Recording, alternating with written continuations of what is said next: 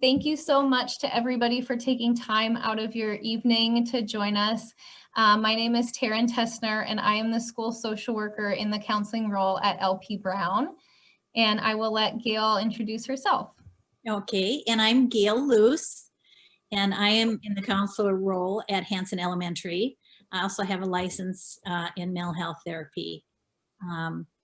Little bit of background. I don't know, are we going to go into our backgrounds or just move on? Sure, yeah, go ahead. Okay, I've been around for a while. I started out back in the 70s with my undergraduate work was actually in social work. And so I always think of myself as just a social worker. And by that, I mean just plan change at a systemic level. When I say social work, that's the way I see that. And then I moved into mental health work, and I worked primarily with kids and families for about 11 years. And then I got my ESA to come to Olympia School District to be a counselor. So lots of different roles, lots of fun. I do want to say it's been quite a while since I've done community presentations. It used to be a big part of my job. And I've never done one on a Zoom. So I'm going to brush off the rust and do the best I can here. Yes. Nice. And just a little bit about my background. I also am a social worker by training and have some experience in the mental health field. I worked for a long time in nonprofit organizations before moving into schools. And it's just been so fun to be able to support kids, a large group of kids at an elementary school. I have two kids of my own who are in elementary, a 5-year-old and a 7-year-old. So some of this will be speaking a little bit from my current experiences. So I'm going to go ahead and share our agenda for tonight.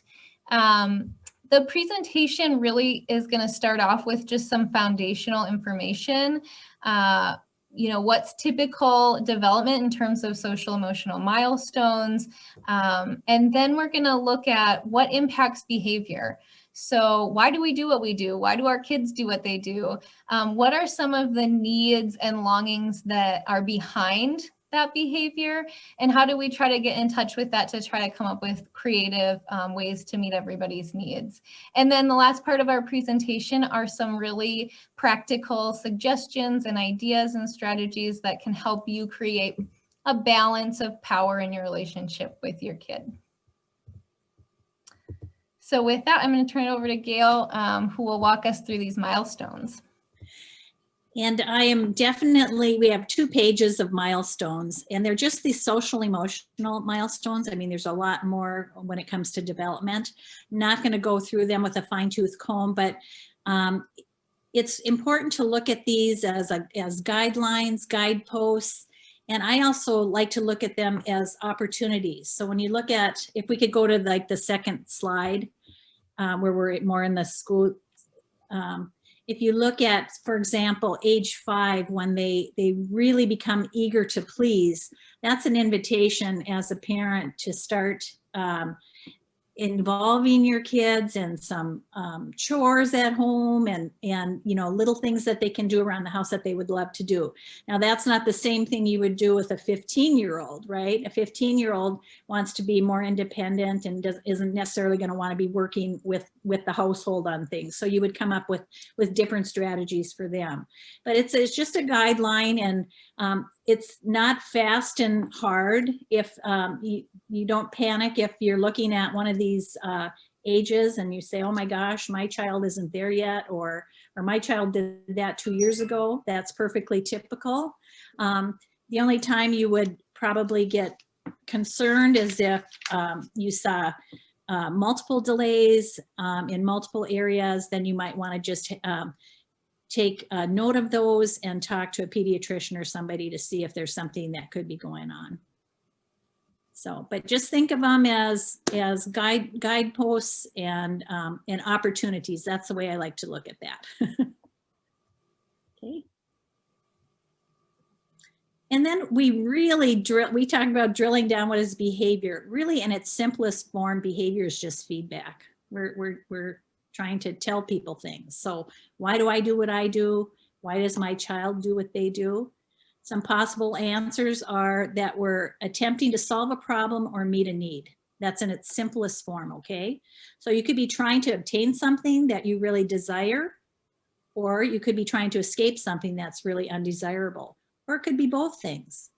So take an example of just completing an assignment for school, okay? Say maybe you as a parent, you feel like you're all over your student, but you got to get that done. Why aren't you doing that? Get that done. Your motivation might be, you know, I want my child to succeed. I want them to do well. I want them to get a good grade. But you also might want to be avoiding an email from the teacher saying, where is your kid's assignment? They're not coming in, right? So you might be doing both things. And at the same time, the child may be preferring to do video games or playing with a friend or something instead of doing that assignment. Or they might be wanting to escape that assignment because it's new learning and it's really difficult.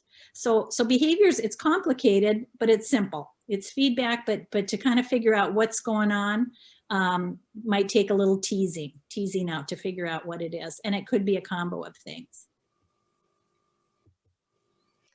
So just like behavior is feedback, our feelings and the feelings of other people are also feedback to think about what is the underlying need that this person or that I might be having that is either being met or not. So this list is from the Center for Nonviolent Communication. They're an organization that's dedicated to teaching communication to resolve conflicts. And so they are looking at what are some of the feelings that anybody can feel. When our needs are met, we have really what we call in elementary school, comfortable feelings, right? They're all listed there on the first column. And when some of our needs aren't met, we might have a lot of uncomfortable feelings of being angry or disappointed or frustrated or all those things in that second column. And our kids have the same things. So those are signals to us, just like their behavior, about there's some kind of underlying need here that's not being met. And again, it's helpful to think about feelings and needs when we're communicating because they're universal. So when we speak out of kind of an understanding of our feelings and our needs and talking about them with each other, it just promotes that understanding of each other. So now on this next slide, we have all of the needs listed again. And I want you to just take a look at this list and think about how many of those are related to empowerment, right? We're talking about that balance of power in our relationships and really being able to empower our kids. So a lot of these are related to that, right? Autonomy, feeling capable, having choice, discovery and exploration, freedom, self-expression, trust, feeling like you're heard and like you matter. Those are all things that relate to empowerment. So we want to really think about what is the underlying need and also understand our own needs. In order to resolve some of these conflicts, we got to think about that balance of power. So let's think about a couple of examples. I know there's a few that are coming up for me right now.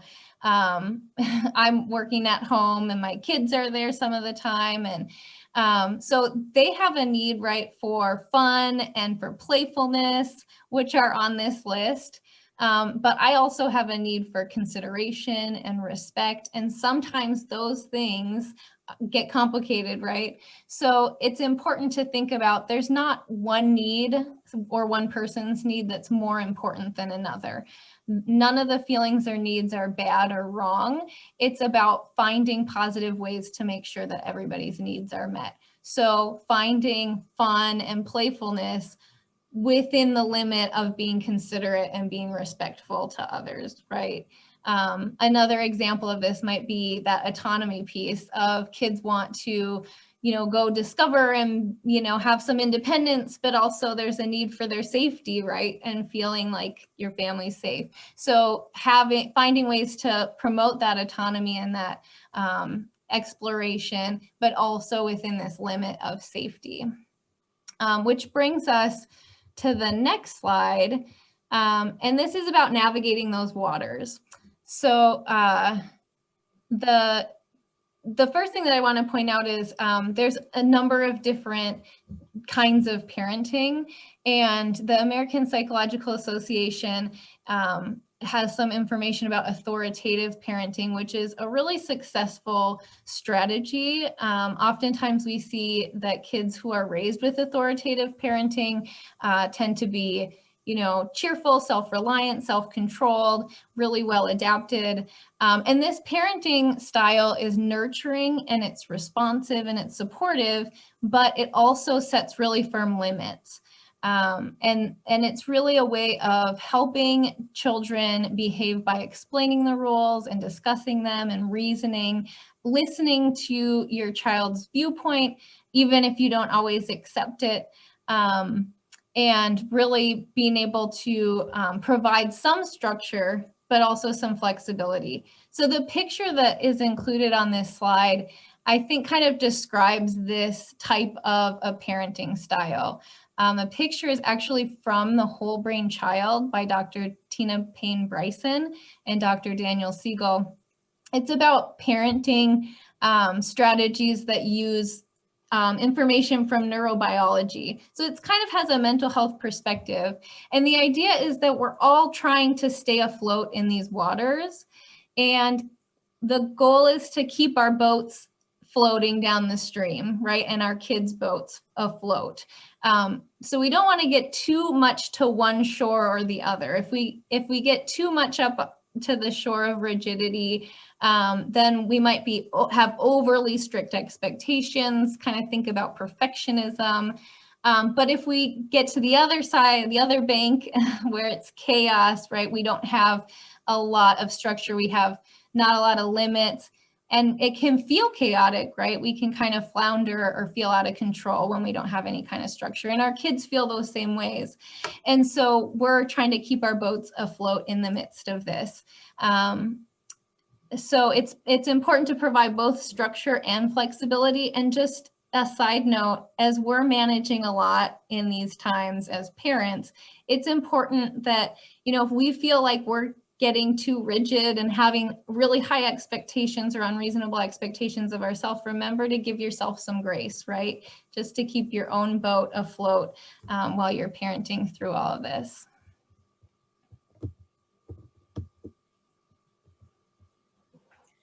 Okay, I have to make a comment because as I'm listening to Taryn, I'm hearing that Minnesota accent, and we're both Minnesota gals. So I've just been here a lot longer, so I don't have as thick an accent as she does. Anyway, I love it. It makes me feel like I'm at home. So now we're still talking about navigating the waters and some strategies that we can use. So these are just pulled from a lot of different places. So she's already talked about needing to be firm, but you also need to be kind. And so a dysregulated adult cannot regulate a dysregulated child. Have you ever seen that scenario where, you know, the kid's voice goes up because they're getting frustrated, and then the parent's voice goes up to try to talk to them, and then pretty soon both the voices are up there and things aren't going anywhere. So a strategy to use is you could make a comment. This is one of my favorites from Love and Logic, is just to say, I love you too much to argue with you. That's all you have to say, let it go. And then generally your child will settle down a little bit. Or another comment could be, I'm happy to talk with you and your voice sounds like mine. You know, so you're modeling the kind of tone that you want. And then hopefully they will follow that tone with you. So, but you're firm, but you're kind. You can say, I can see that's tough, you know, let's see what we can do about it. Something like that.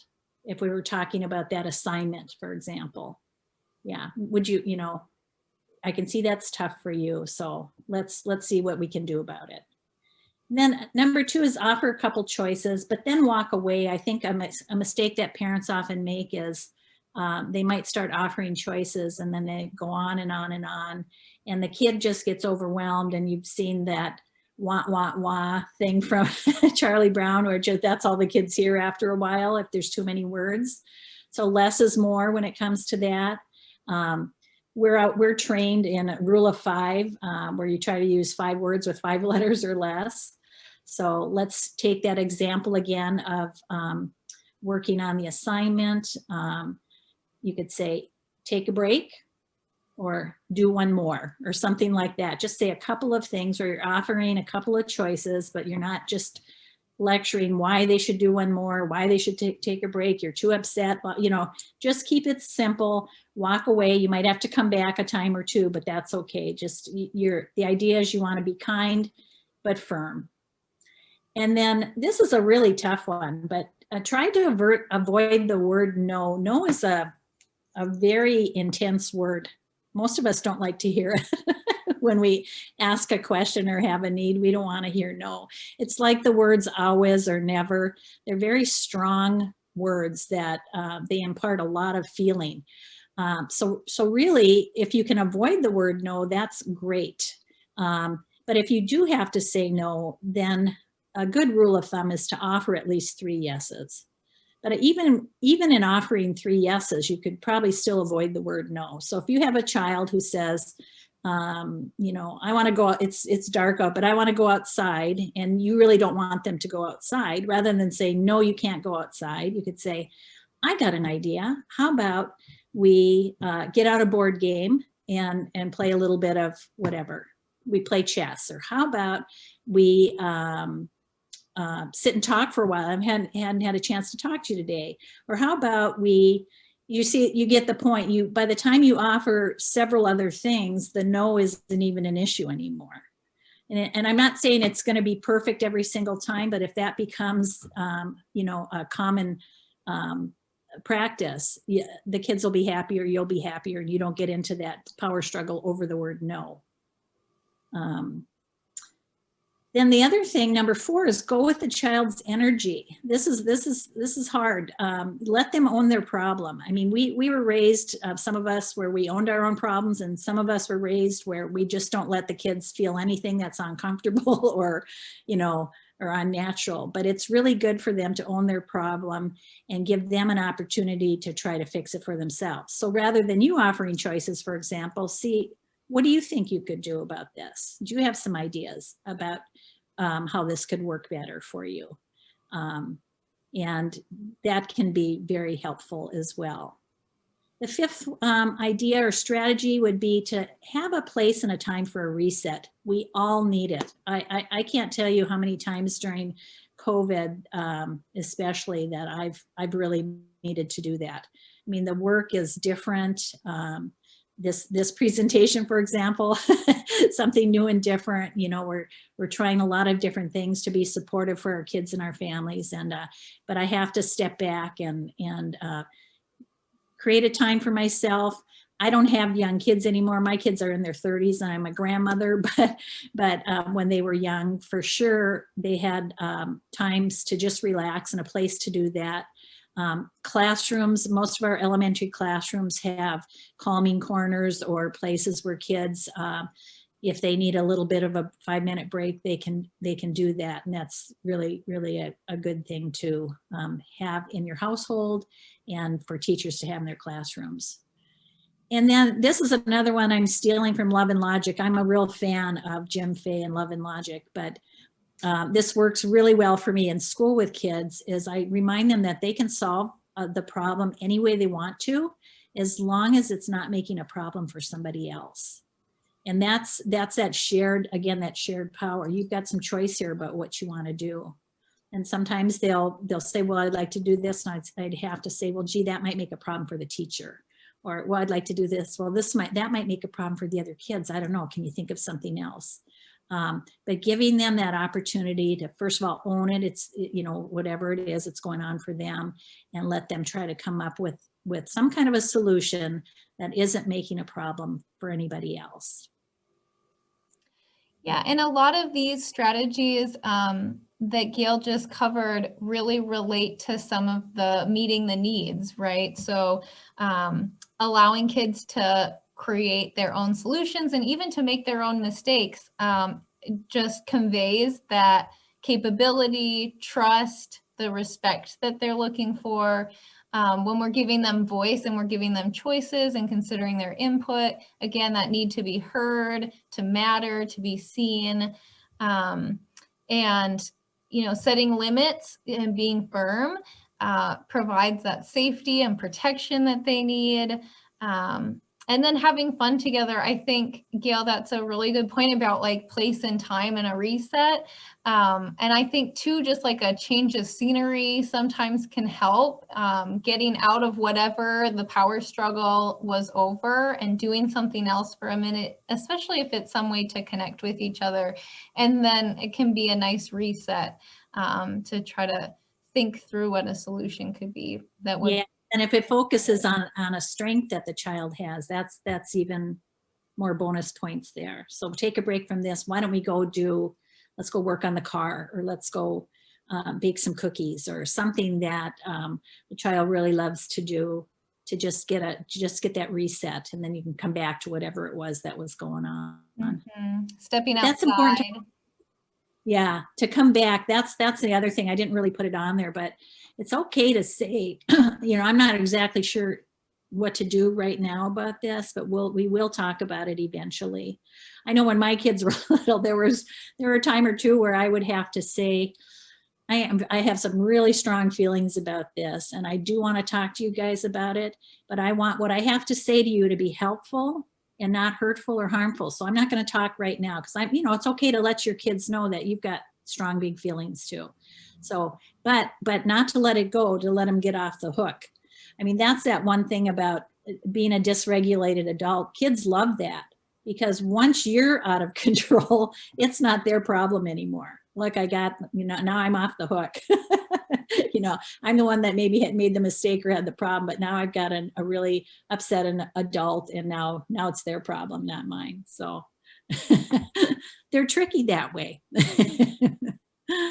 So we have a few activities to try too. Gayle, you can go ahead and go through these. These are just some things over the years that I've done with some families. And so when things are going great, not when you're in the middle of a conflict or trying to figure out the power balance, but find a special jar or a box. I mean, it could be a shoe box. It doesn't have to be anything. You can decorate it up if you're little kids, or if it's a special kind of container if you have older children, and fill that up with activities that if possible don't cost anything, and there's something that both you as a parent and you as your child would love to look forward to doing together.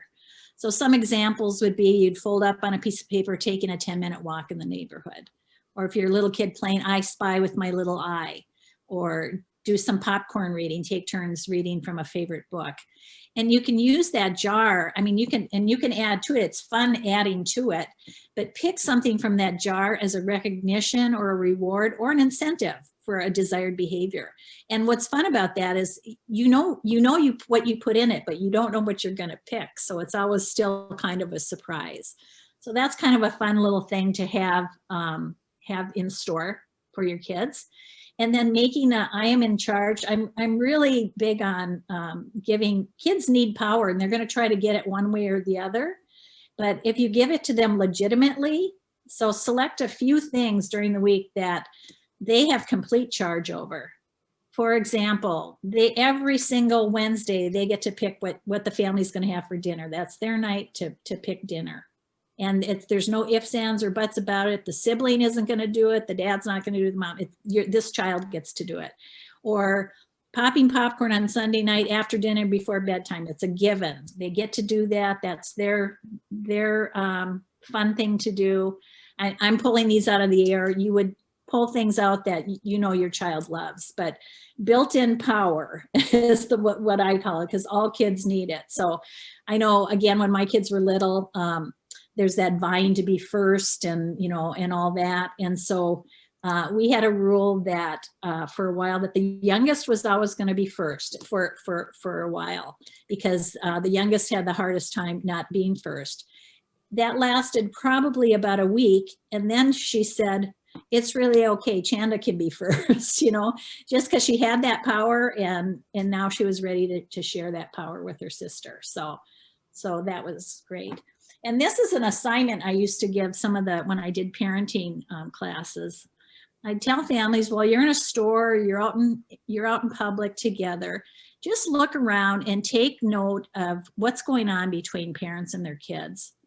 Look at the parents and kids that their communication is just going awesome, and some that aren't going so well. I mean, sometimes you see some not so pleasant things in grocery stores. You know, kids want this or want that, and they can't have it, and pretty soon there's a yelling, crying, all that. And then discuss what was helpful and what was not in solving that problem. And then try to incorporate those things that look successful into your relationship. Or ask, would you like, you know, how about if we tried to handle this that way? Would that be great? Or something like that. So that's a fun one. And there's another one I forgot to mention about the dysregulation. I keep going back to that one because that high voice. If you can whisper something to your child, especially when you're really upset, that's pretty powerful. Because when you're whispering something, you can practice this later. You can't really hear tone. You can't really tell if somebody's mad or upset because it's a whisper. And it also is a de-escalator. It regulates you because you're whispering and talking quietly. And kids really want to hear what you have to say when you're whispering. So it gets their attention. So anyway, just a few ideas, something to try, something different to try that might help with that balance in your relationships. So now we want to share our contact information. You're welcome to stay for a few more minutes. We'll take some questions that can be general for the group, or you can get in touch with us if you want to talk more or get support. But while you're doing that, we thought, just if you could think about a couple of things from this presentation that you're going to take away with you. You can write it down on a piece of paper at home or put it in the chat or just try to keep it in mind. But it's nice to write it down because then you can look back on it and reflect on it and see if you were able to put any of this into practice and how it went. So if you could I was telling Taryn when I used to do community presentations, at the very end, I would have participants self-address an envelope and I put a stamp on it, and I'd ask them to just put, one or two things, something they learned or something they want to try or something they want to remember, write it on a piece of paper. And I was going to wait 3 or 4 weeks, and then I was going to mail it to them as a reminder of what was important to them when they were listening to that information. And hopefully they were doing it, or if not, it was a reminder that, oh yeah, that was something I really wanted to try.